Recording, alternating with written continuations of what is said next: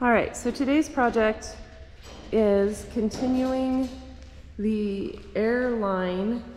So I don't know if you can see it, and I don't know how much of this is already somewhere else, but so we're taking this black pipe and running it from down there, where the compressor is going to be, up the post along the rafter, and on top of that rafter, I don't know if you can see that one that's moving, Sam is going to connect the next piece that should come over here somewhere, and then so hold on, we're going to go across this beam right here. The middle. Yeah. Yeah. So, but your pipe is that way. So we can put a reel. Oh, reach outside. that's right. So there's going to be an air hose reel at this end. So this is going to have some kind of a T or something that goes that way. Is that the thing you just put on it? No, that's down there. Oh. You see the little pipe sticking up there? That's the reel, and next to it is a big pipe T that's going over there. Might not be able to see it. I don't think I can see it. Oh, I think maybe I can now too. Okay, so he's gonna finish hooking up the black pipe, and then he's gonna put these hose reels on top of the trusses because they're a little bit heavy and we don't want the weight hanging down the bottom of the truss, and we're gonna have to pull on the hose to get it down and to retract it back up. So he's working on that. The compressor is painted, it's outside waiting to come inside. So maybe that will all get hooked up and plugged in today. We don't know, we're hoping, but we'll put it on time lapse and let you watch the process. So stay tuned.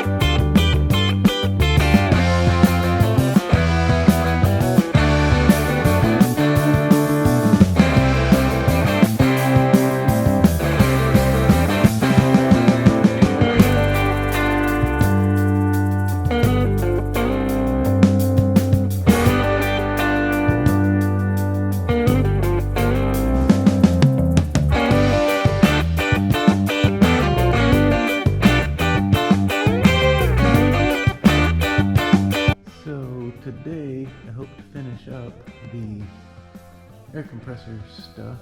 I put that reel there. I think you probably got to watch that one. I haven't filmed a whole lot of this because it's lots and lots of cutting, threading, hauling, tightening, hauling the pipe up there. Just slow, annoying work. Anyway, hose reel by the door there. I didn't know where else to put it, that it was both close but not gonna be in the way. So I kind of like that being tucked up there. Got those little short rubber tubes, I don't know if you can see, from Harbor. Most all of my pieces parts come from Harbor. To connect to the big 1-inch line. And I put a valve, a 1/2-inch ball valve on all of them, so if one of the reels or something has a fit, I can run others and just close its valve off so the whole thing isn't wasted when something's leaking air out. And then there's those two reels up there, and their little hoses that I think will reach pretty much anywhere in here. That's my hope, goal. And then this pipe up here, I put just a T for the drop for that hose, but otherwise, when I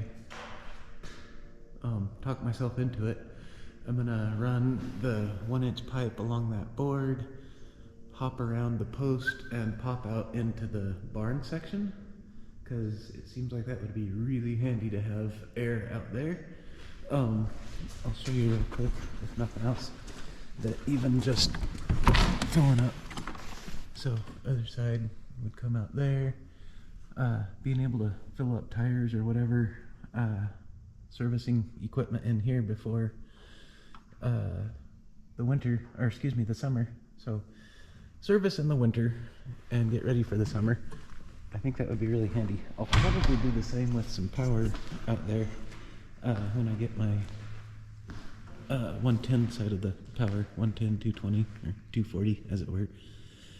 Which is funny because realistically it'll be 208, but that's a whole nother conversation or story. So all I've got left is to run that over here. I'm gonna put a drop leg on this to drain water and crud that hopefully should fall down versus going all the way up into my 1-inch pipe, because I don't have any good place to put a drop leg up there.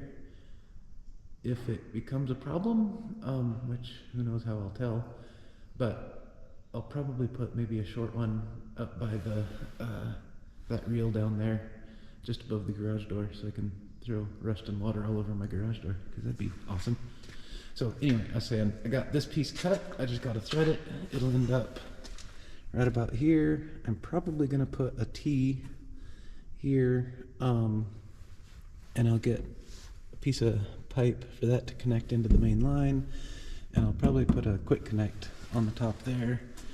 I might even make it, I happen to have one big one, I don't remember if it's 1/2 inch or 3/4, but the quick connect's bigger, so if I have something that needs a whole lot of air, I can hook in there. Speaking of which, I've got a little sandblaster cabinet which almost qualifies for that I never used because I'd run out of air so quick. But the last thing is putting the air compressor there, because I think then the lathe will fit there, and this will be like the little 480 corner, and trying to figure out how to organize the tiny little shop to where it should be big enough if we keep things organized, but oftentimes me and organization doesn't go well. We'll see. And I hate to not paint bird poop motor that's Pontiac blue, but also I hate spraying a bunch of paint on around and whatever the thing. Honestly, it's probably because I'm lazy and I don't want to clean the scuff the paint up, so a lot of words to say. That's going to stay how it is. And I may try to clean some of the grease and grime off the pump, or it may just get thrown on there. But anyway, and then as Brandy can attest to, me and belt guards, I've never actually run one on a compressor. I'll probably try to make me clean that up and put it on later, but initially it's likely not going to have one, because it was kind of mounted hokey like, but I guess as long as it's on there and clears, at least it keeps you from losing a finger if you decide to poke a belt with your finger. So that's on the menu today, is hopefully get all the air put together and to where we can turn it on, pump up the lines, make sure everything works completely right. But we will see how far we get.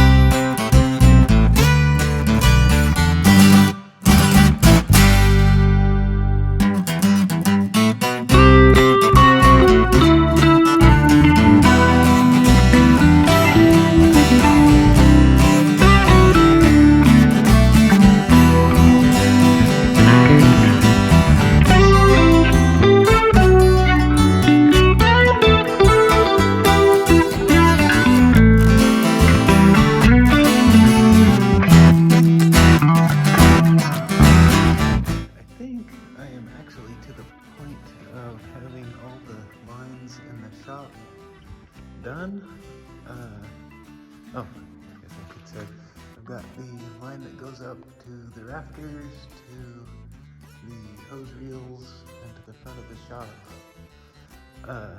Put a drip leg, like I mentioned, on there so that hopefully condensation and water and crud fall to the bottom, which I'll drain every so often. The line over here connects to the compressor through its little flexible hose. I went a little bit tight, figuring keeping it from rubbing on that 2x6. I'm gonna try to stick these little vibration pads under the compressor, so that'll raise it up, looks like about an inch, maybe 3/4.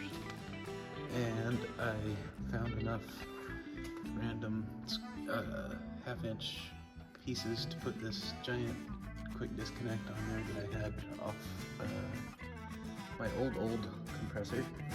Be back in a bit.